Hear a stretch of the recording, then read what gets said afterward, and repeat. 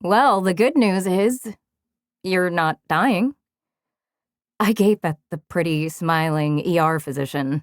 Dr. Carter, she said her name was, who is regarding me carefully, having looked up at me from her clipboard, which I assume has the results of all the blood tests we did earlier.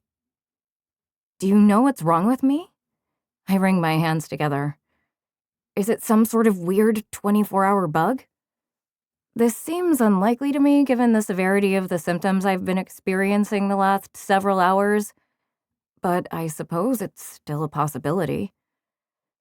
Dr. Carter glances down at her clipboard again, flipping a page and reading something there. I wanted to ask a few follow-up questions, if that's okay?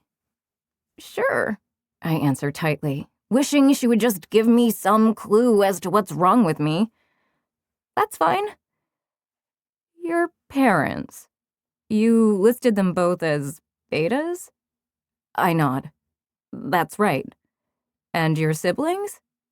Also betas. We all are. She presses her lips together briefly.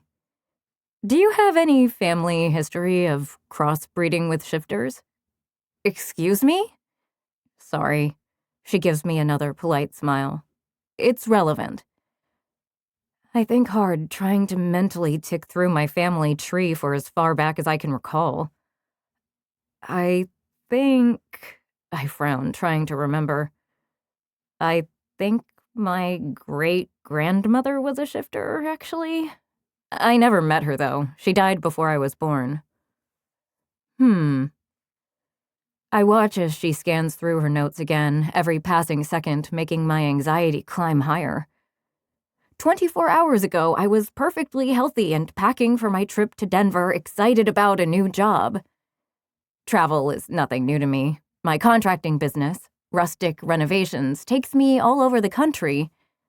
But this is the first time I've had to get off a plane and take an Uber straight to the nearest emergency room. It started with cramps. Terrible, terrible cramps, followed by a fever, cold sweats, and lots of nausea. And by the time the plane landed, it was clear all the other people on my flight were worried I was carrying some sort of plague, given my awful appearance.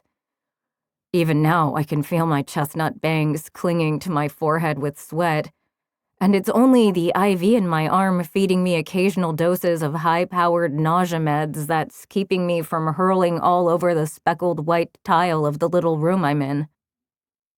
Well, Dr. Carter starts carefully. Your blood tests yielded an abnormal spike in your hormone levels. Your progesterone, estrogen, and cortisol levels are all 3 times the amounts they should be. Your endocrine system is having a hard time processing the influx. That's what's causing all the unfortunate symptoms you're experiencing. I don't understand. Why would my hormones be out of whack all of a sudden? Is it like menopause? I'm only 28. Nothing like that. It's... well...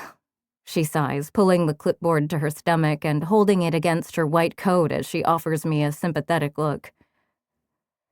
This might come as a shock, Ms. Covington, but... I lean in, my ass scooting to the edge of the hospital bed, which has me instinctively reach behind to make sure my panties aren't flashing anyone from the gap in the back of my paper gown. What? What is it? What you're experiencing isn't entirely out of the ordinary. In fact, it's something most shifters experience at the end of puberty. I blink. But I'm a beta. Betas can't shift. Yes, well, it's not entirely unheard of for a recessive gene to present itself later in life. I run my fingers through my hair, no doubt making my bangs stick straight up, but I can't focus on that right now. That's impossible. Not impossible, I'm afraid, Dr. Carter says gently.